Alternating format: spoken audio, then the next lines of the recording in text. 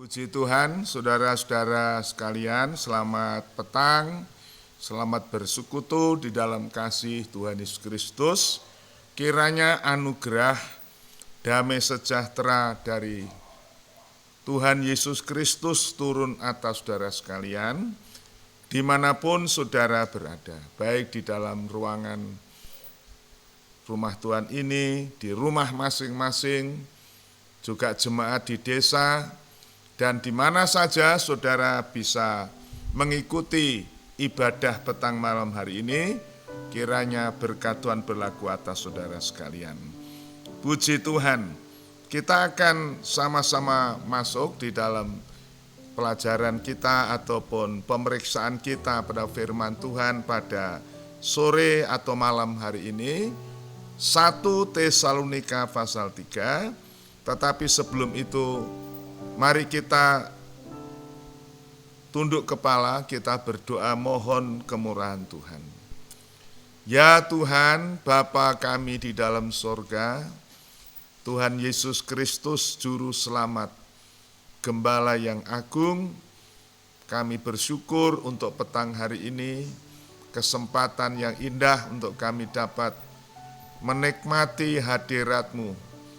Kami bersyukur untuk dapat mendengar firman Tuhan pada malam hari ini. Mohon kemurahan Tuhan, berikan kami rahmat Tuhan, buat kami dapat mengerti firman Tuhan, mengerti bahasa Alkitab, mengerti kehendak-Mu. Lebih dari itu, Tuhan berikan kami kemampuan untuk menampung kebenaran firman Tuhan dan mempraktekkan di dalam hidup kami. Terima kasih Tuhan, urapi hamba-Mu petang hari ini, jadikan kami alat untuk menyampaikan, meneruskan firman Tuhan kepada jemaat Tuhan, agar mereka lebih dekat kepada Engkau. Sementara itu kami mohon tutup bungkus kami dengan darah-Mu, darah anak domba Allah, dan roh jahat, roh najis, roh pencuri kami ikat di dalam darah Yesus Kristus anak domba Allah, dan kami perintahkan supaya keluar menjauhi tempat ini untuk tidak mencuri dan mengganggu pemberitaan firman Tuhan. Terima kasih Tuhan Yesus, Engkau hadir di tengah-tengah kami mohon di dalam nama Tuhan Yesus Kristus. Haleluya, amin. Puji Tuhan, saudara-saudara, sebelum saya menyampaikan pembacaan dan renungan firman Tuhan dan kita sharing bersama-sama, mari kita akan sama-sama memuji Tuhan dengan pujian dalam buku Psalm nomor 187. Semakin ku berbakti, semakin ku merasa.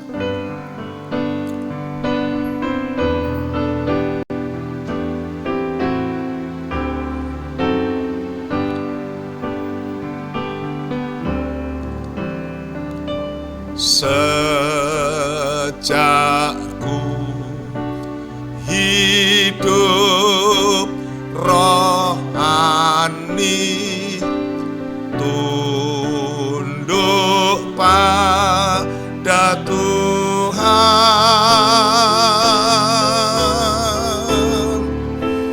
dengan segenap penyerahan, semakin ku berbakti, semakin bahagia.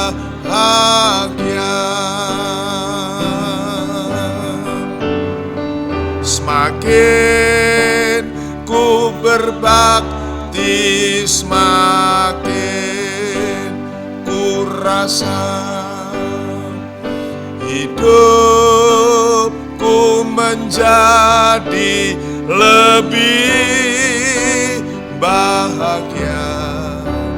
Tiap hari hidup bersuasana surga, hatiku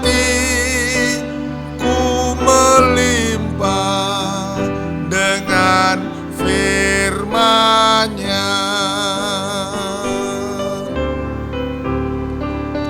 Sejak ku mengutamakan kebenaran firman,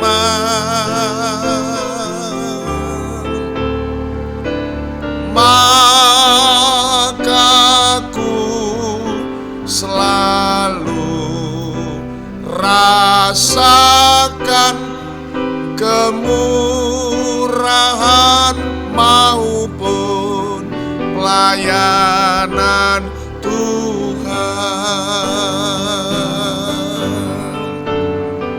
Semakin ku berbakti, semakin ku rasa hidupku lebih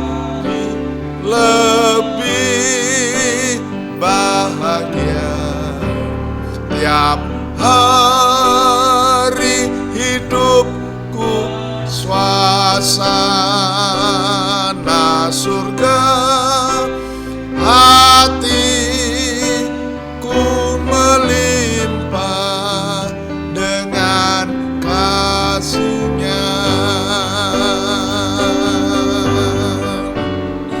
Semakin ku berbakti, semakin ku rasa hidupku menjadi lebih bahagia. Tiap hari hidup bersuasana surga, hatiku melimpah dengan firman-Nya.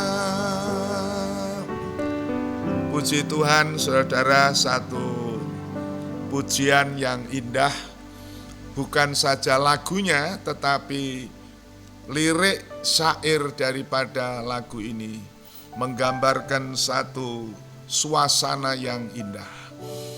Semakin kita berbakti, semakin kita mengutamakan firman, semakin kita mengutamakan perkara-perkara rohani, hati kita melimpah dengan kasih Tuhan, sehingga suasana surga dapat terjadi dalam kehidupan ini.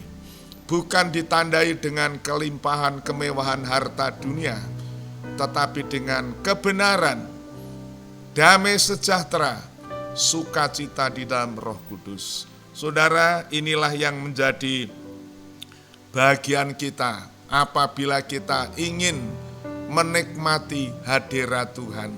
Seperti pada malam hari ini, kita duduk di bawah kaki Tuhan untuk mendengarkan firman Tuhan. Dan Tuhan Yesus yang berfirman bahwa inilah bagian yang terbaik yang dapat kita ambil atau yang kita terima, kita nikmati. Bagian yang tidak dapat diambil dari kita, yaitu firman Tuhan. Saudara-saudara, puji Tuhan. Pernah saya sampaikan berulang kali bahwa semua harta benda, kekayaan, pangkat, kedudukan yang kita peroleh di dalam dunia atau dari dunia ini, semua akan hilang dan tinggalkan. Tetapi firman Allah kekal untuk selama-lamanya. Firman Tuhan berkata, langit dan bumi akan lenyap, tetapi firman itu tidak akan lenyap. Dan orang yang melakukan firman Tuhan itu kekal juga. Puji Tuhan, saudara, malam hari ini kita akan teruskan atau lanjutkan pemeriksaan kita kepada firman Tuhan tentang jemaat Tesalonika. Makin hari kita renungkan, makin indah. Dan malam hari ini kita akan membaca 1 Tesalonika pasal 3, mulai ayat 6 dan seterusnya. Demikianlah firman Tuhan. Tetapi sekarang, setelah Timotius datang kembali dari kamu, dan membawa kabar yang menggembirakan tentang imanmu dan kasihmu, dan bahwa kamu mempunyai selalu menaruh kenang-kenangan yang baik akan kami dan ingin untuk berjumpa dengan kami, seperti kami juga ingin untuk berjumpa dengan kamu. Maka kami juga saudara-saudara, dalam segala kesesakan dan kesukaran kami menjadi terhibur oleh kamu dan oleh imanmu. Sekarang kami hidup kembali, asal saja kamu teguh berdiri di dalam Tuhan. Sebab ucapan syukur apakah yang dapat kami persembahkan kepada Allah atas segala sukacita yang kami peroleh karena kamu di hadapan Allah kita? Siang malam kami berdoa sungguh-sungguh supaya kita bertemu dengan muka dan menambahkan apa yang masih kurang pada imanmu. Kiranya Dia, Allah dan Bapa kita, dan Yesus Tuhan kita membukakan kami jalan kepadamu. Dan kiranya Tuhan menjadikan kamu bertambah-tambah dan berkelimpahan dalam kasih seorang terhadap yang lain dan terhadap semua orang, sama seperti kami juga mengasihi kamu. Kiranya Dia menguatkan hatimu supaya tak bercacat dan kudus di hadapan Allah dan Bapa kita pada waktu kedatangan Yesus Tuhan kita dengan semua orang kudusnya. Demikian firman Tuhan. Berbahagia saudara-saudara yang mendengar pembacaan firman Tuhan ini, mengerti, menyimpan di dalam hati, bahkan juga melakukan, mempraktekkan di dalam kehidupan kita. Puji Tuhan saudara-saudara, malam ini firman Tuhan saya beri tema, yaitu jadilah orang yang dapat membawa kabar gembira. Puji Tuhan saudaraku. Memang tema ini ya sederhana tetapi bukan mengada-ngada, tetapi sesuai dengan yang kita baca firman Tuhan. Rasul Paulus menyatakan bahwa tadinya dia itu cemas, tadinya khawatir tentang jemaat di Tesalonika, seperti yang sudah kita baca dalam pelajaran yang lalu, bahwa Paulus khawatir tentang iman orang Tesalonika, karena dari segi logika, dari segi rasio, orang yang belum lama mendengarkan firman Tuhan, iman mereka belum begitu mantap, kemudian datang tindasan, datang aniaya, pencobaan, sangat mungkin orang itu bisa kecewa, bimbang, bahkan mungkin bisa mundur dari Tuhan atau murtad. Dan itulah perasaan yang mencekam Rasul Paulus waktu dia meninggalkan Tesalonika. Kemudian dia mengutus seorang yang dipercayai, yaitu Timotius, untuk mengadakan checking, untuk mengadakan pendekatan kepada jemaat Tesalonika, dan untuk menguatkan hati dan menasihatkan mereka. Dan ternyata saudara-saudara, waktu Timotius pulang dari Tesalonika membawa kabar yang menggembirakan. Ini tertulis dalam ayat yang ke-6, saya baca lagi ya saudara ya. Tetapi sekarang, maksudnya tadinya dia cemas, tadinya dia khawatir, tadinya dia agak galau begitu. Tetapi sekarang setelah Timotius datang kembali dari kamu dan membawa kabar yang menggembirakan tentang imanmu dan kasihmu, bahwa kamu selalu menaruh kenang-kenangan yang baik akan kami dan ingin untuk berjumpa dengan kami, seperti kami juga ingin untuk berjumpa dengan kamu. Saudara, ini ayat kelihatannya memang biasa saja, tetapi waktu saya merenungkan, saudara, luar biasa, penghiburan bagi seorang hamba Tuhan seperti Paulus, luar biasa. Pertama saya katakan mengenai Timotius, seorang yang dipercaya oleh Paulus, dia tidak saja melayani pekerjaan Tuhan, tetapi dikatakan di sini dia membawa kabar yang menggembirakan. Seorang yang mempunyai satu komitmen atau integritas dalam pelayanan pekerjaan Tuhan, menjadi penghiburan bagi rekan kerja. Dalam hal ini, Paulus menaruh harapan, menaruh kepercayaan kepada seorang pengerja muda namanya Timotius, dan ternyata Timotius pulang membawa kabar yang menggembirakan. Saudara, ini kalimat saya ingin merenungkan beberapa dengan saudara-saudara sekalian. Kita renungkan, apakah kita sebagai anak-anak Tuhan yang memiliki pengharapan, memiliki keyakinan akan upah yang besar di surga, dapat membawa kabar yang menggembirakan. Nah, ini penting, saudara, apalagi dalam kondisi dewasa ini, saudara. Banyak orang yang cemas, banyak orang yang kecut hati, banyak mereka yang was-was, takut, dan sebagainya. Dengan adanya pandemik virus corona ini, yang konon, saudaraku, masih akan berkepanjangan. Ya, pemerintah berusaha untuk mengadakan pencegahan, tetapi rupanya hampir tidak terasa. Kemudian dimulai dengan vaksinasi dengan harapan dapat juga menahan penularan. Tetapi ada satu prediksi bahwa kita akan memakan waktu panjang untuk belajar menyesuaikan diri dengan hadirnya corona ini. Kita harus bisa adaptasi, kita menyesuaikan hidup dengan 3M dan sekarang menjadi 5M, apakah itu bisa mengatasi? Nah, saudara, di sekitar kita banyak orang-orang yang demikian.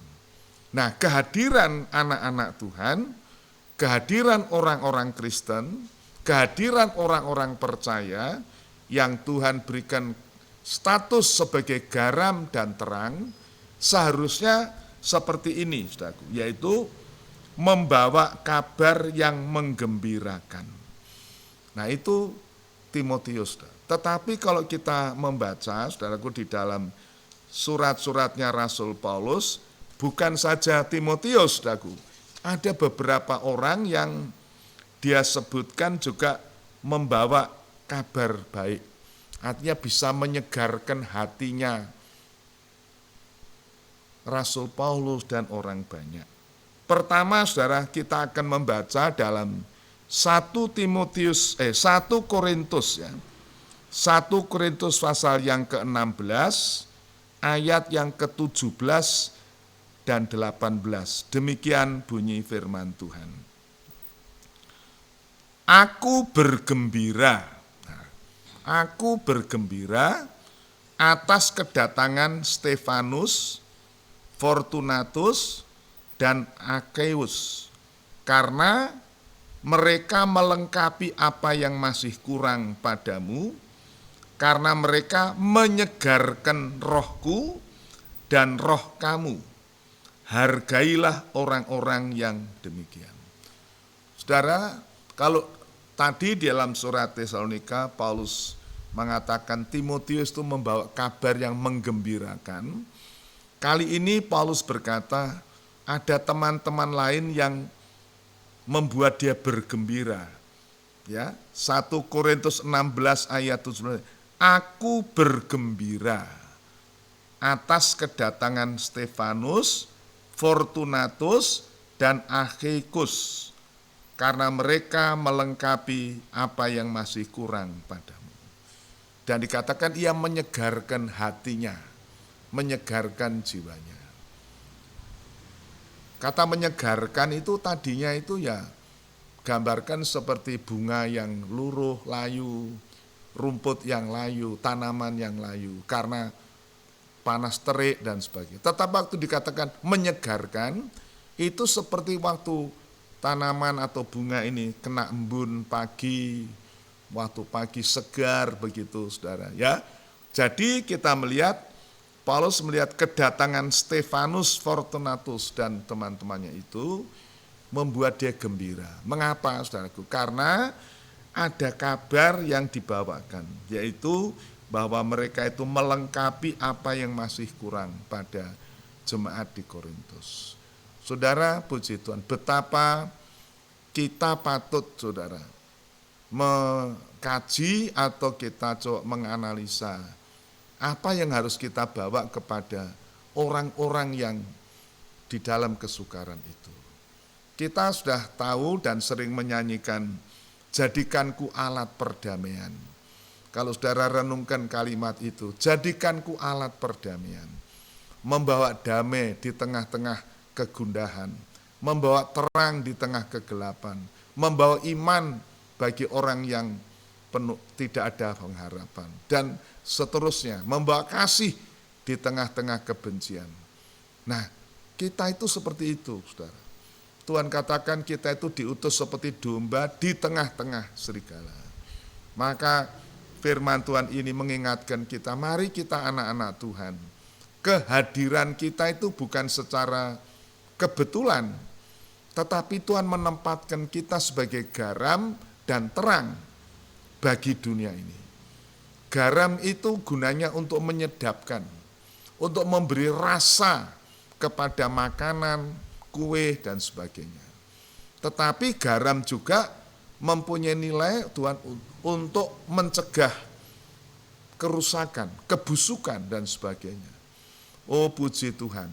Demikian juga terang, saudaraku. Terang itu memberikan suatu suasana meriah.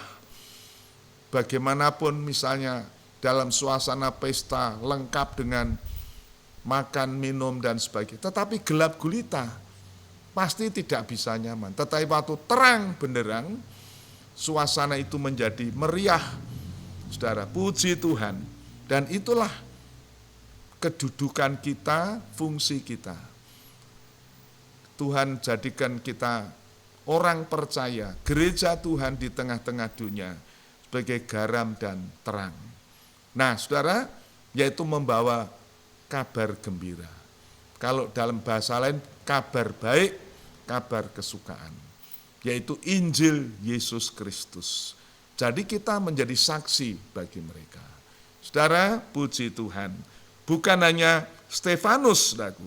Ada orang lain lagi, saya membacakan di dalam 2 Timotius pasal 1 ayat yang ke-16. Demikian bunyi firman Tuhan. Atau saya baca ayat yang ke-15 dulu ya saudara ya. 2 Timotius 1 ayat 15. Engkau tahu bahwa semua mereka yang di daerah Asia kecil berpaling daripadaku, termasuk Figelus dan Hermogenes. Ayat 16, Tuhan kiranya mengaruniakan rahmat-Nya kepada keluarga Onesiforus yang telah berulang-ulang menyegarkan hatiku. Ia tidak malu menjumpai aku di dalam penjara. Ketika di Roma, ia berusaha mencari aku dan sudah juga menemui aku. Kiranya Tuhan menunjukkan rahmat-Nya kepadanya pada harinya. Betapa banyaknya pelayanan yang dilakukan di Efesus, engkau lebih mengetahuinya daripadaku. Ini orang lain lagi, saudara. Ya, namanya keluarga Onesiforus. Dikatakan ia menyegarkan hatinya Paulus karena dia merasa begitu perhatikan. Waktu Paulus di penjara di Roma, dia berusaha untuk menemui, mendatangi. Sementara dalam ayat yang ke-15, banyak orang yang berpaling dari Paulus.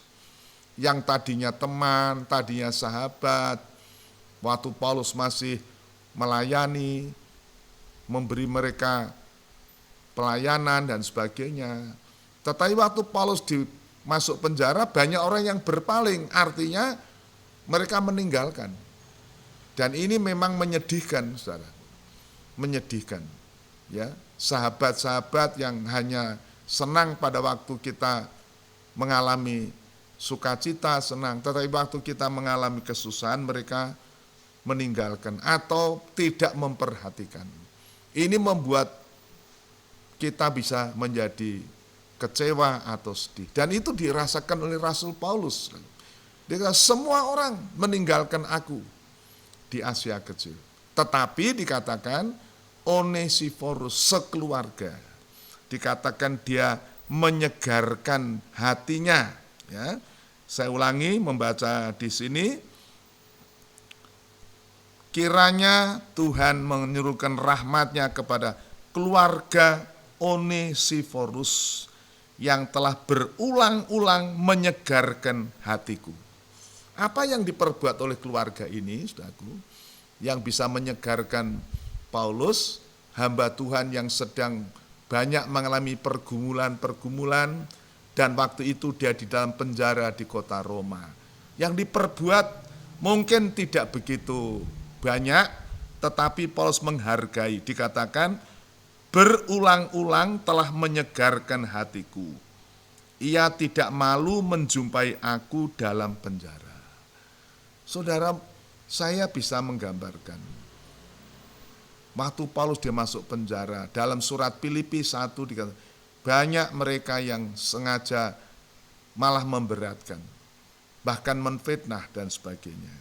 Atau malah memperberat beban mental Paulus, karena di penjara, wah terlalu berani atau terlalu ekstrim dan sebagainya. Saudara-saudara, tetapi puji Tuhan, di antara orang-orang yang pengecut itu, saudaraku, maka di sini ada Onesiforus yang tidak malu menjumpai aku dalam penjara. Kata tidak malu menjumpai Paulus dalam penjara ini dapat dimengerti. Banyak orang yang merasa takut terlibat atau mungkin dikatakan sekongkol dan sebagainya. Ada yang malu datang ke penjara. Tetapi Onesiforus tidak malu menjumpai aku dalam penjara. Ketika di Roma ia berusaha mencari aku. Tidak sekedar ya kebetulan bisa, tidak, deh, berusaha mencari.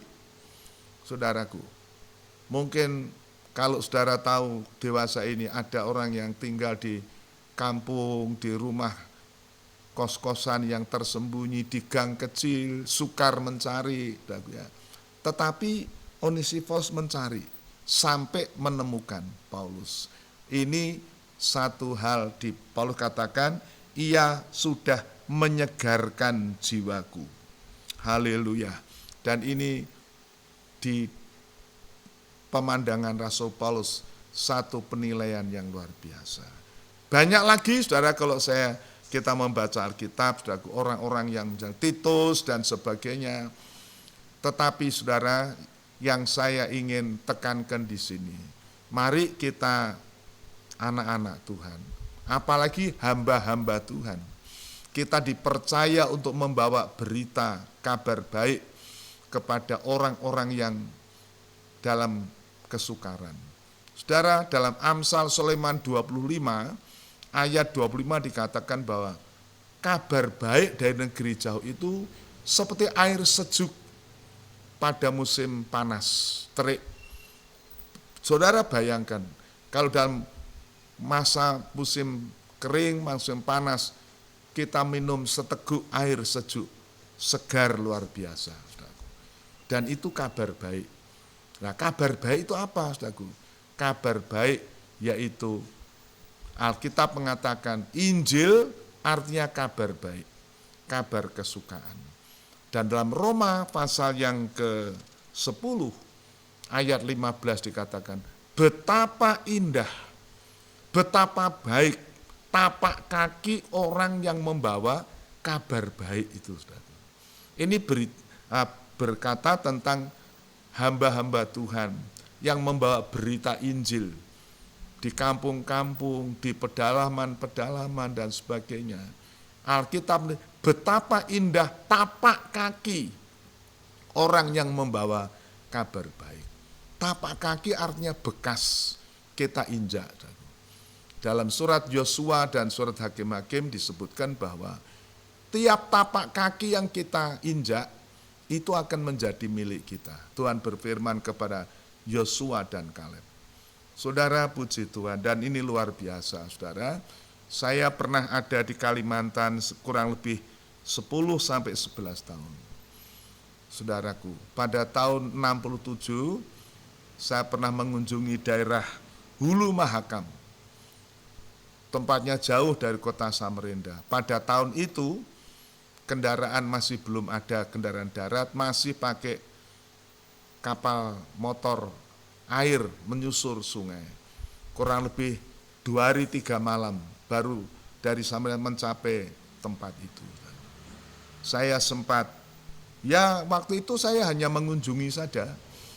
Ada sahabat kami, pendeta almarhum pendeta Gerson Sumual namanya, waktu itu di Mencimai. Satu-satunya tempat waktu itu yang saya kunjungi. Dan saya sempat di kampung-kampung sekitarnya, di Melak, di Barong Tongkok, di Benung, dan sebagainya. Saudara, waktu itu saya sekedar hanya mengunjungi sahabat kami itu, hamba Tuhan yang berjuang sendirian di situ. Tidak banyak, paling mengunjungi beberapa keluarga, bikin persekutuan doa, membaca firman. Dan setelah kurang lebih 1 atau 2 minggu saya pulang ke Samarinda. Dan lama setelah itu saya tidak tahu. Tetapi saudaraku, puji Tuhan, pada 2008 yang lalu, GPSI mengadakan mubes di sana, di kota Barong Tongkok. Ya.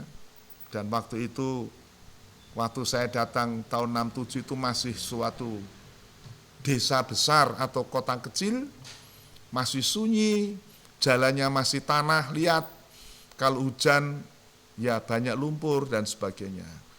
Tapi pada tahun 2008 yang lalu kami datang ke sana, sudah jadi kota, ibu kota Kabupaten Kutai Barat. Luar biasa. Tetapi yang menggembirakan saya waktu itu, saudaraku waktu kita mau di sana itu, tiap-tiap kota kecamatan di sekitar Kutai Barat itu, atau di Kutai Barat itu, ada Sendawar, ada Samarinda II, ada Melah, ada Besik, ada banyak lagi. Itu sudah banyak jemaat Tuhan. Ada hamba-hamba Tuhan muda yang berjuang di sana. Waduh, saya sangat terhibur. Saudara, saya tidak menyangka bahwa kunjungan saya pada tahun 1967 itu ada tapak kaki yang terlihat di sana. Sungguh, saudara, firman Tuhan katakan, betapa indah tapak kaki orang yang membawa kabar baik. Dan itu membuat firman yang kita beritakan bukan secara langsung, tetapi merupakan satu pelayanan, itu menggembirakan. Firman Tuhan berkatakan, orang yang menyeru nama Tuhan diselamatkan. Tapi bagaimana mereka menyeru kalau belum percaya? Bagaimana mereka percaya kalau belum mengenal dan mendengar tentang Dia? Bagaimana mereka mendengar kalau tidak ada yang memberitakan? Nah, disinilah peranan orang yang membawa kabar baik itu. Oh, puji Tuhan, saudaraku ya. Ya, itulah bagian yang kita renungkan malam hari ini. Bagaimana Paulus bersyukur karena Timotius setelah pulang dari Tesalonika membawa kabar yang menggembirakan. Puji Tuhan. Bagaimana saudara-saudara? Dapatkah saudara datang membawa kabar yang menggembirakan? Keluarga yang sedang cemas, sedang takut, saudara datang. Kabar apa yang saudara beritakan? Kabar tentang pembagian sembako? Ya mungkin, tetapi itu tidak akan membuat gembira. Tetapi kabar yang bisa membuat orang gembira, yaitu kabar tentang Tuhan Yesus Kristus datang ke dalam dunia ini, mencari orang yang terhilang, orang yang berdosa, dan mencari orang-orang yang membutuhkan keselamatan. Ada sukacita kalau ada seorang yang hilang dapat ditemukan. Oh puji Tuhan. Nah sekarang mari kita akan periksa saudaraku dalam 1 Tesalonika 3 ini tadi ayat yang ke-6 ya. Ayat yang ke-6 demikian bunyi firman Tuhan tadi kita akan membaca. Tetapi sekarang setelah Timotius datang kembali dari kamu dan membawa kabar yang menggembirakan. Kabar apa yang menggembirakan? Di sini dikatakan tentang imanmu dan kasihmu. Bahwa kamu selalu menaruh kenang-kenangan yang baik akan kami dan ingin untuk berjumpa dengan kami. Ini kabar yang dibawa oleh Timotius. Kelihatannya sederhana, saudaraku. Timotius membawa kabar, oh kami sudah pulang dari Tesalonika. Ternyata orang Tesalonika imannya tetap teguh, tetap percaya firman, walaupun mereka mengalami penindasan, aniaya, tetap berpegang teguh kepada firman. Ini imannya, iman orang Tesalonika. Ya, tetapi bukannya iman, kasih. Kasihnya orang Tesalonika bertumbuh. Dan itu diungkapkan bahwa mereka menaruh kenang-kenangan yang baik terhadap Rasul Paulus. Walaupun mereka pertemuannya dengan Paulus tidak lama, saya katakan beberapa waktu yang lalu, hanya kurang lebih 3 kali hari Sabat. Itu pertemuan yang tidak terlalu lama. Tetapi rupanya bagi orang Tesalonika itu begitu mencekam, begitu membekas di dalam hati mereka. Sehingga timbul kerinduan mereka untuk ingin berjumpa dengan. Ini menunjukkan apa? Rasa emosional, kasih yang begitu kuat. Dan ini yang dinilai oleh Paulus yang membuat mereka gembira. Sehingga Paulus berkata dalam kesukaran kami, dalam kesusahan kami sangat terhibur dengan kabar ini.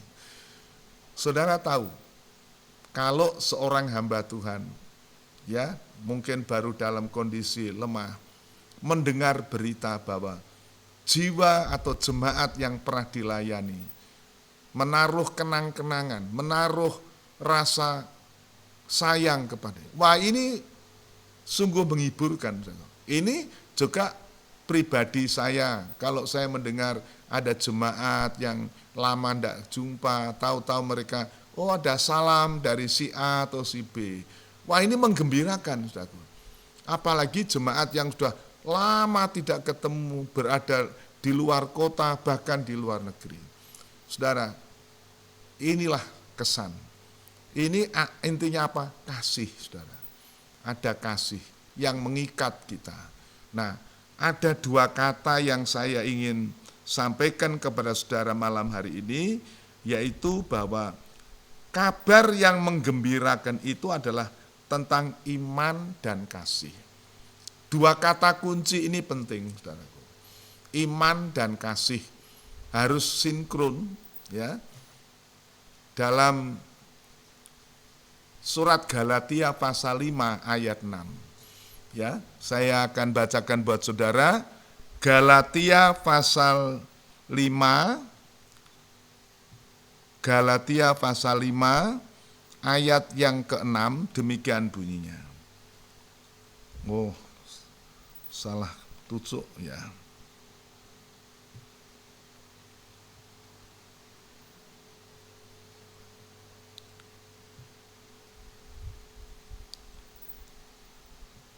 Galatia pasal 5 ayat 6, demikian bunyinya.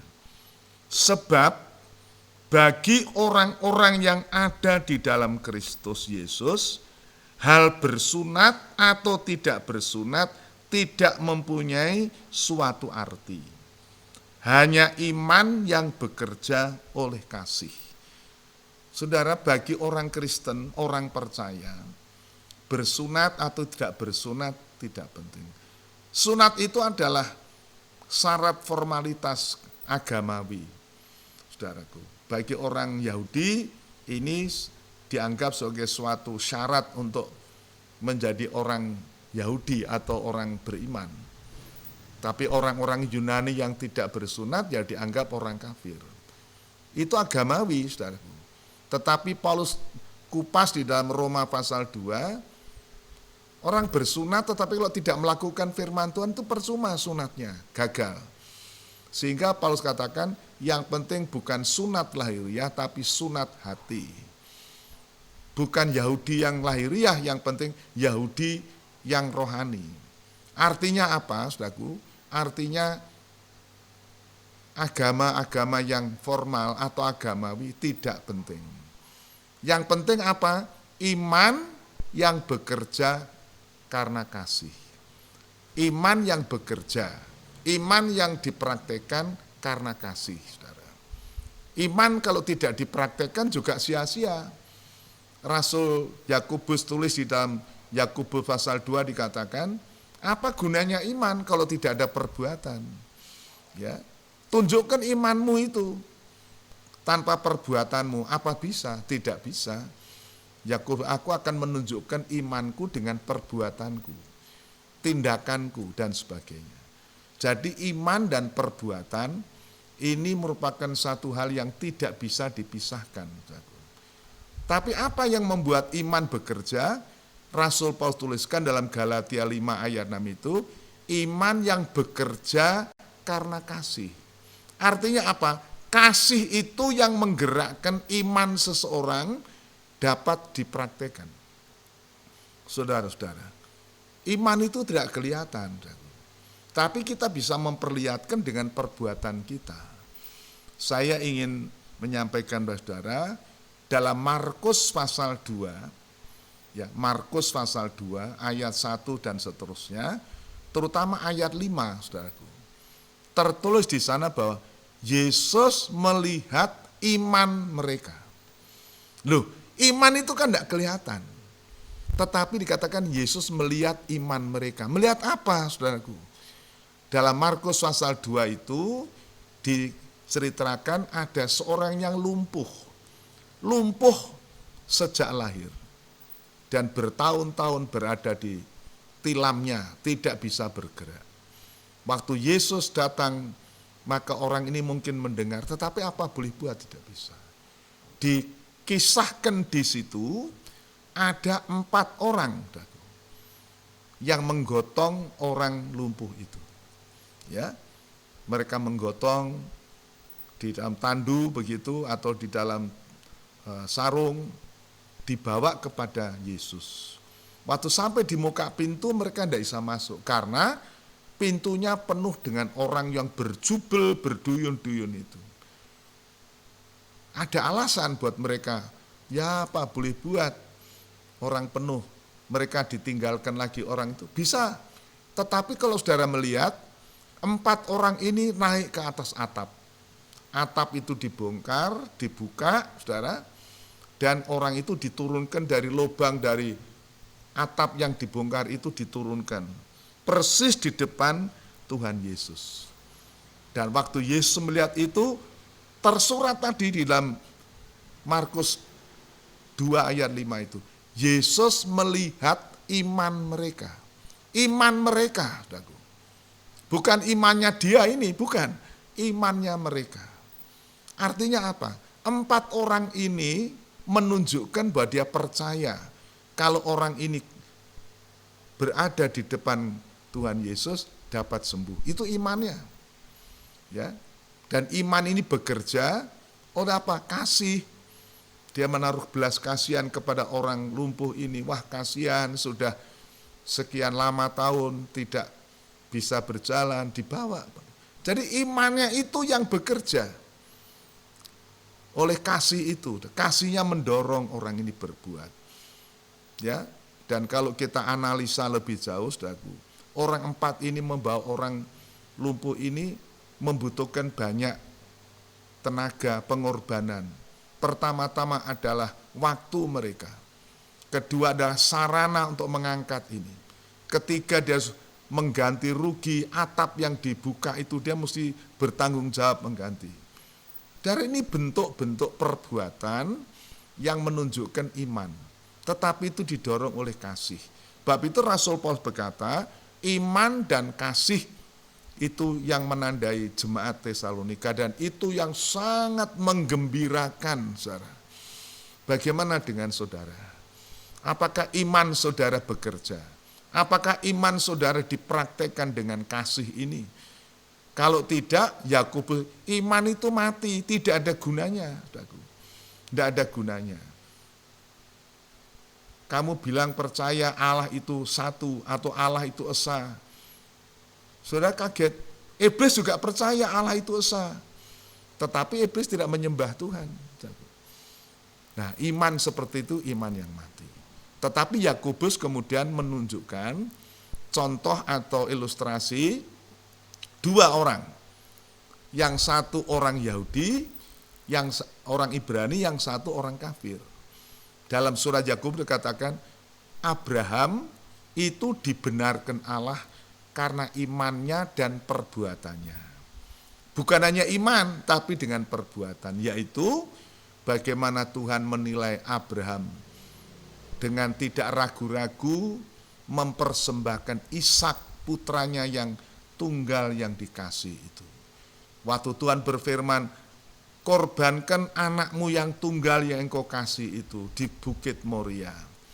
Saudaraku, di dalam Alkitab hanya tertulis Abraham besok paginya pergi. Tapi apakah saudara pernah merenungkan pergumulan batin yang berkecamuk di hati Abraham? Anak satu-satunya Ishak dikorbankan. Apakah dengan begitu mudah? Tentu tidak. Saya sebagai seorang ayah, anak saya 5 orang. Kalau satu diambil saya keberatan. Padahal masih ada 4 lagi. Tetapi Abraham anak tunggal, Ishak yang dikasih. Tetapi waktu Tuhan berkata, korbankan di Bukit Moria, Abraham dengan sukacita, dengan tulus ikhlas berangkat ke Bukit Moria. Di dalam perjalanan saudara tahu betapa menyayat perkataan Ishak. Ishak waktu itu memikul kayu. Dia berkata kepada Abraham, Pak, ini kayunya saya sudah pikul, apinya sudah kita bawa, tetapi domba yang akan dikorbankan itu mana? Nah saudara, kalau saudara sebagai seorang ayah mendapat pertanyaan seperti dari anak, apa saudara tidak tersayat hati ini? Tetapi Abraham waktu itu berkata, oh nanti Tuhan yang mengadakan. Dan ternyata betul saudaraku, di atas puncak gunung itu, Abraham mengikat Ishak, ditaruh di atas mezbah, dan menghunus pisau atau pedangnya. Sebentar, tapi terdengar suara. Malaikat Tuhan berseru, Abraham, jangan bunuh anakmu. Sekarang aku tahu bagaimana engkau menaati firman Tuhan. Sudah, sementara itu terdengar di belakang suara domba jantan mengembek. Ada domba jantan yang tersangkut tanduknya Nah itu dijadikan Abraham untuk persembahan, mengganti Ishak. Saudara, pertanyaannya, apa yang membuat Abraham mentaati firman Tuhan untuk mengorbankan anaknya Ishak? Saya katakan kasih. Dia mengasihi Ishak, tetapi mengasihi Tuhan lebih daripada semua. Dan kasih ini yang membuat Abraham taat kepada firman, takut pada firman Tuhan. Itu Yakobus tuliskan dalam Yakobus pasal 2. Abraham dibenarkan karena perbuatannya. Perbuatan sebagai manifestasi atau ekspresi dari imannya. Imannya dibuktikan dengan perbuatan. Dan perbuatan itu didorong oleh karena kasih.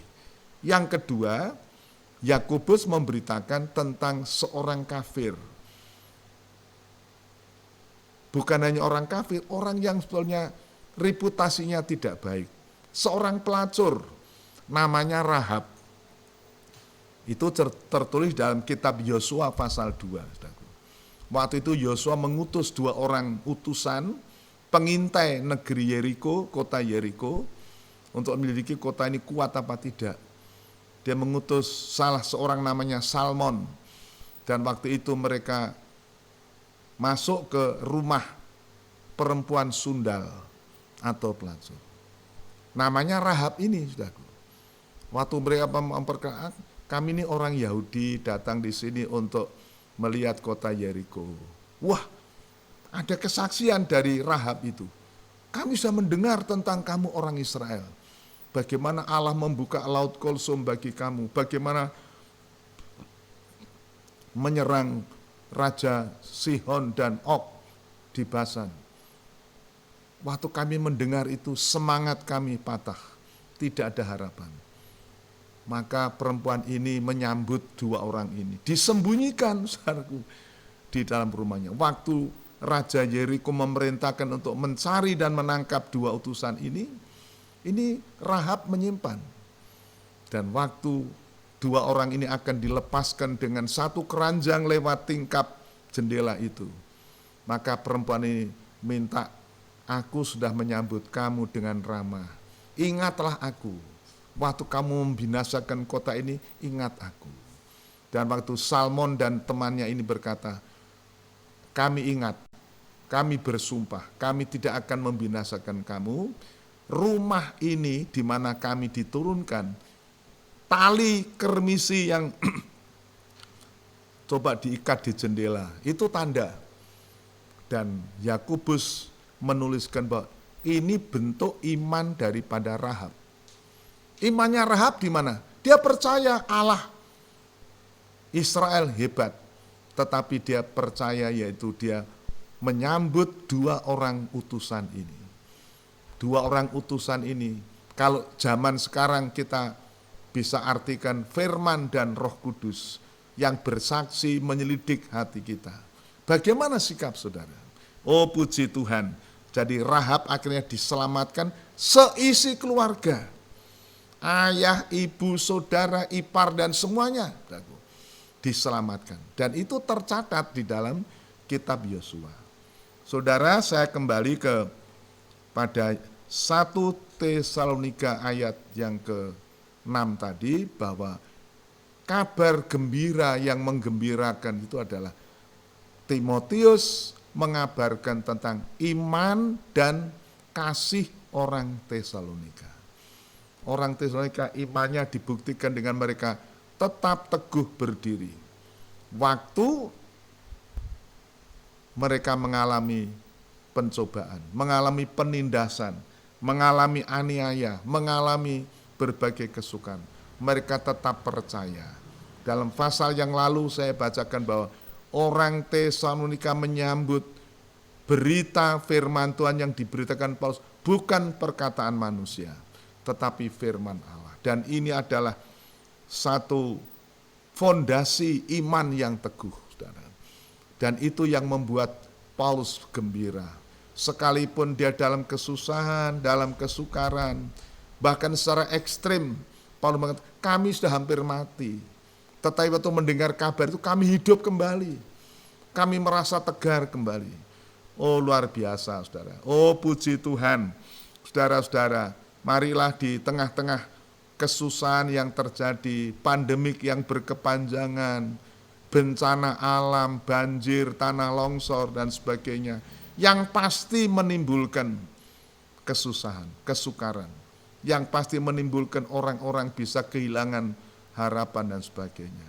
Mari saudara-saudara, kita sebagai anak-anak Tuhan yang dipercaya seperti Timotius, dipercaya Paulus untuk meneguhkan iman dan menasihatkan iman, meneguhkan hati supaya jangan goyah di tengah-tengah kesusahan ini. Mari kita seperti Timotius dapat membawa kabar yang menggembirakan.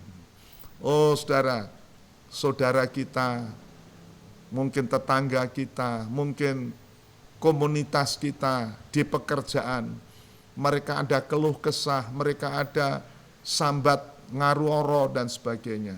Mari kita anak-anak Tuhan jangan menambahi, jangan membumbui dengan kesusahan-kesusahan.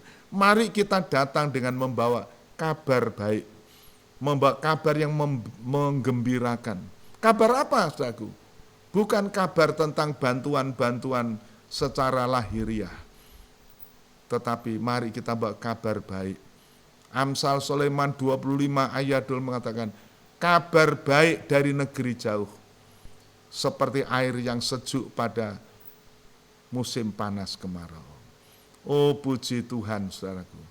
Tetapi kalau orang benar mengeluh, menggerutu, maka dikatakan itu seperti mata air yang keruh, tidak memberi harapan. Saudara-saudara, puji Tuhan, mari kita menyadari Tuhan menjadikan kita garam dan terang bagi dunia ini. Kolose 4 ayat 6, biarlah kamu memberi jawab kepada orang-orang di sekitar kita. Waktu mereka bertanya tentang pengaruh, berikan pertanggungan jawab. Hendaklah perkataanmu selalu berkat, dimasinkan dengan garam, dengan kasih, supaya orang tahu kita anak-anak Tuhan. Oh puji nama Tuhan saudaraku. Firman Tuhan malam ini memang sangat sederhana, tetapi luar biasa kalau kita merenungkan bagaimana Rasul Paulus merasa bergembira waktu Timotius kembali dari Tesalonika, membawa kabar yang menggembirakan. Kabarnya bukan, wah orang Tesalonika sekarang sudah diberkati, tidak. Mereka tetap berdiri teguh, iman dan kasihnya semakin nyata. Dan ini Rasul Paulus katakan supaya kasih itu semakin melimpah, dikatakan ya dalam 1 Tesalonika 3 ini ayat 9 dan seterusnya. Aku berdoa supaya kasihmu semakin melimpah satu dengan yang lain dan kepada semua orang. Saudara, kasih itu di dalam 2 Petrus pasal 1 dikatakan tingkat yang paling tinggi itu kasih kepada sesama beriman dan kepada semua orang.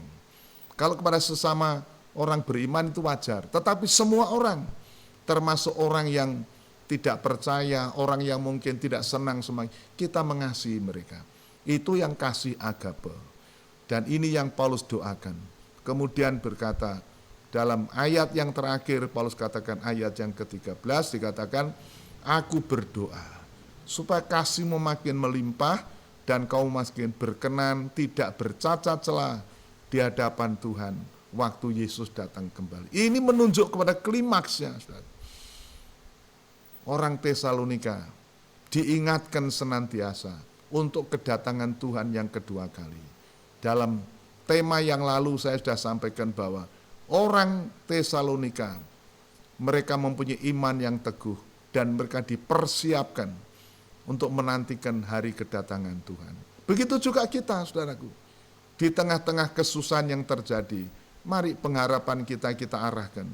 Tuhan akan datang kembali dan menjemput kita sekalian, mengakhiri semua penderitaan kita.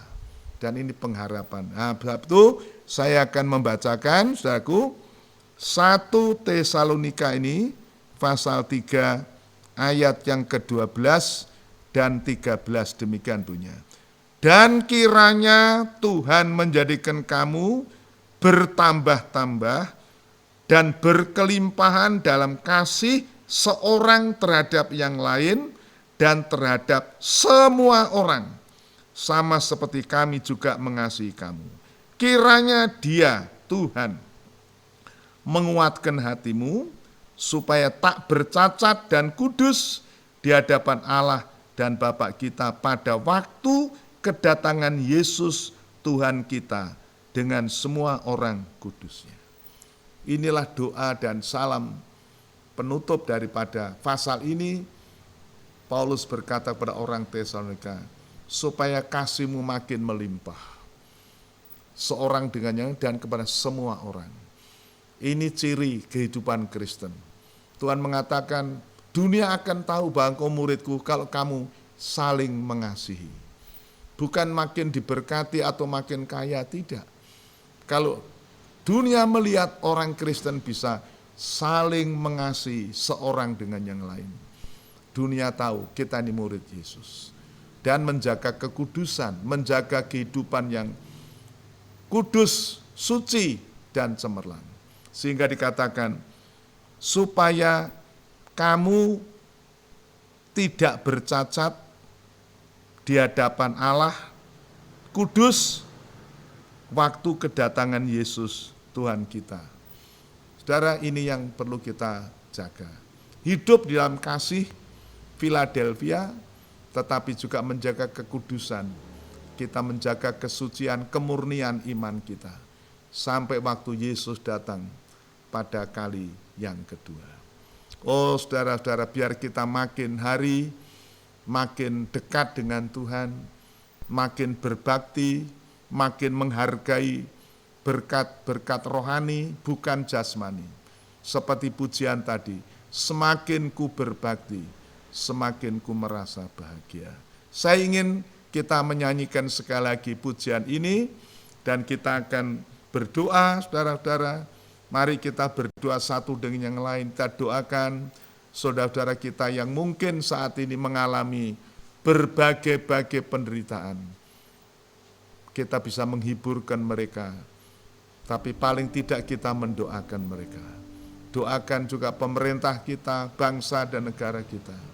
Puji Tuhan, haleluya. Sejak ku hidup rohani,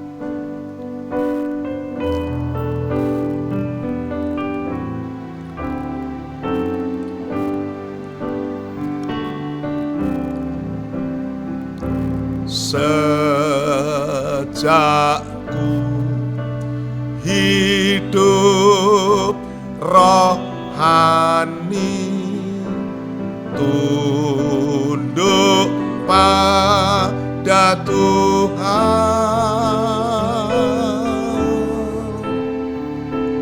dengan segenap penyerahan, semakin ku berbakti, semakin bahagia.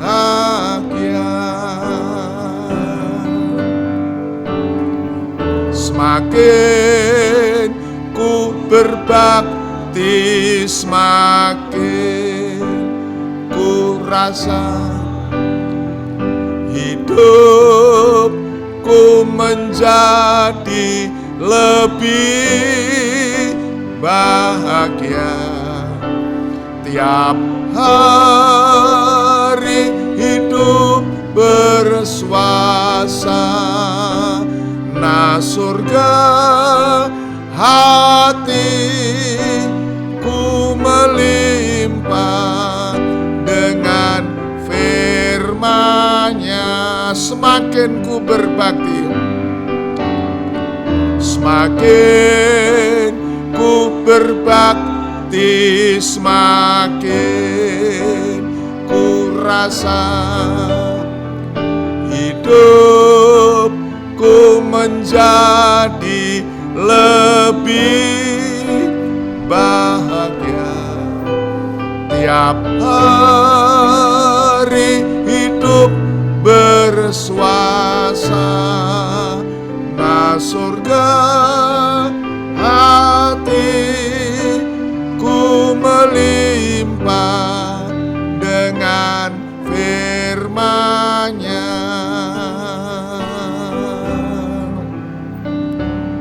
Sejak ku mengutamakan kebenaran firman,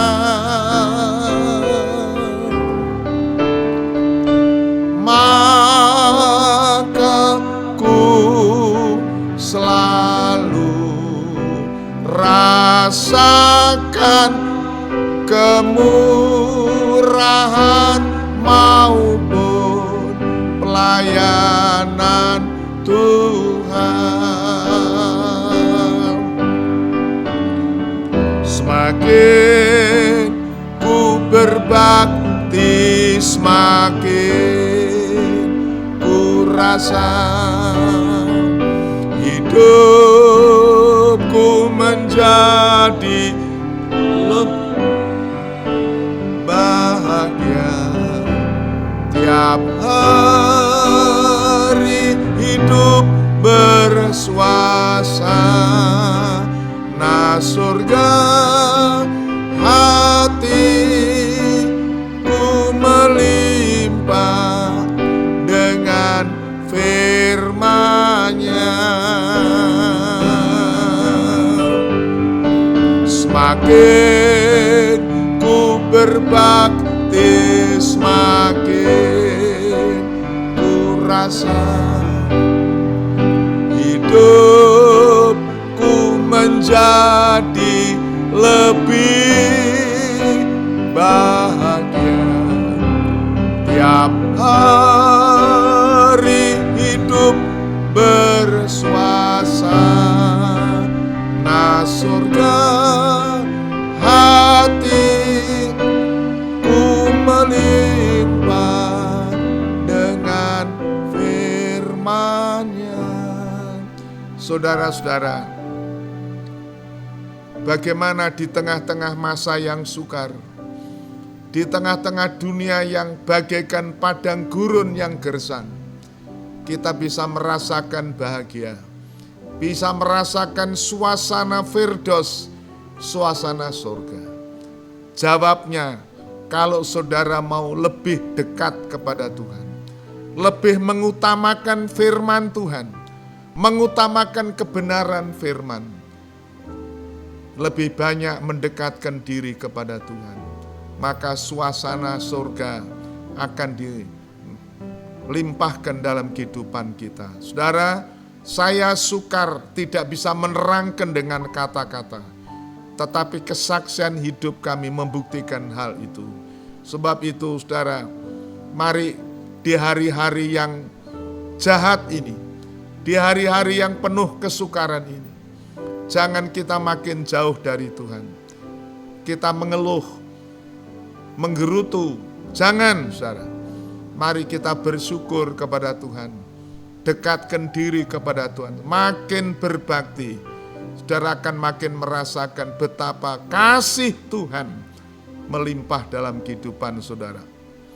Semakin ku berbakti, semakin ku rasa hidupku menjadi lebih bahagia.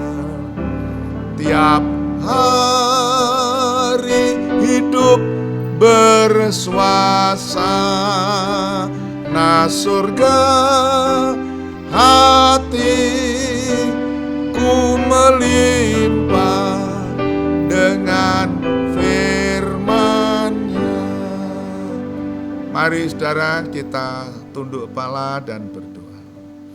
Ya Tuhan, Bapa kami di dalam surga, betapa kami bersyukur malam hari ini untuk kesempatan kami dapat membaca, merenungkan firman. Betapa indah Tuhan. Kami bersyukur untuk firman Tuhan malam hari ini. Ada berita yang menggembirakan, seperti yang dibawa oleh hamba-Mu Timotius kepada hamba-Mu Rasul Paulus, yang sebetulnya hatinya sedang gundah, sedang ditandai dengan kecemasan. Tetapi Timotius telah datang membawa kabar yang menggembirakan, kabar tentang iman dan kasih jemaat Tesalonika. Demikian juga Tuhan pada malam hari ini, biarlah Engkau jadikan kami hamba-hamba-Mu, jemaat Tuhan yang telah Engkau panggil keluar dari dalam gelap, masuk dalam terang-Mu yang ajaib. Engkau memberikan kami posisi yang begitu penting sebagai garam dan terang bagi dunia ini. Jadikanlah kami membawa damai sejahtera di tengah-tengah kegundahan, di tengah-tengah kehidupan yang ditandai dengan ketakutan dan kecemasan ini. Ya Tuhan Bapa di dalam sorga, berkatilah jemaat-Mu, jadikan mereka terang-terang yang menerangi dunia ini. Sebab itu firman-Mu dalam Filipi 2 ayat 14 dan 15 sampai 18. Tuhan, Engkau mau supaya kami menjauhkan diri dari perbantahan, dari sungutan, dari keluh kesah. Sebaliknya Tuhan, buat kami tidak beraib, tidak bernoda di tengah-tengah bangsa yang bengkok dan terbalik ini. Engkau menjadikan kami bintang-bintang yang bercahaya, dapat membawa menuntun mereka untuk mengenal Engkau. Bapa Tuhan, terima kasih. Segala puji, hormat, syukur, firman-Mu kiranya menjadi berkat bagi kami semua. Kami berdoa untuk mereka yang saat ini dalam kesesakan, dalam kesusahan, dalam kepicikan. Kami mengingat saudara kami yang masih mengalami sisa-sisa bencana banjir di kota Semarang dan kota sekitarnya. Kami mengingat mereka yang mengalami bencana tanah longsor, gempa bumi, gunung meletus dan sebagainya. Tentu mereka mengalami masa-masa yang sukar Tuhan. Kiranya berita kabar baik, berita tentang Tuhan Yesus Kristus yang telah menanggung beban dosa kami. Engkau yang memanggil kami yang letih lesu dan berbeban berat, supaya datang kepada Engkau. Ini merupakan kabar baik bagi mereka. Tuhan, terima kasih Engkau menyempurnakan ibadah kami malam hari ini. Hamba-Mu berhenti berbicara, kami sebagai alat berhenti bersuara. Tetapi biarlah Roh Kudus dapat tetap berbicara, membuat firman-Mu tetap mengiang di telinga daripada anak-anak Tuhan dan siapapun yang mendengar. Ada berita baik, Tuhan Yesus datang untuk menyelamatkan orang berdosa. Orang yang berbeban berat, Tuhan memberikan kelegaan. Tuhan, terima kasih. Segala puji, hormat, syukur, kami juga berdoa untuk bangsa negara kami, pemerintah kami mulai dari Bapak Presiden, para menteri, gubernur, bupati, wali kota di seluruh Indonesia. Tuhan berkati usaha mereka untuk mengatasi berbagai-bagai masalah yang terjadi. Bapa, menyempurnakan kiranya doa dan penyembahan kami, yang kami persembahkan hanya bersandar kepada kasih karunia-Mu, belas kasihan Tuhan, di dalam nama Tuhan Yesus Kristus. Haleluya, amin. Selamat malam saudara-saudara, Tuhan memberkati, sampai berjumpa pada kesempatan yang akan datang.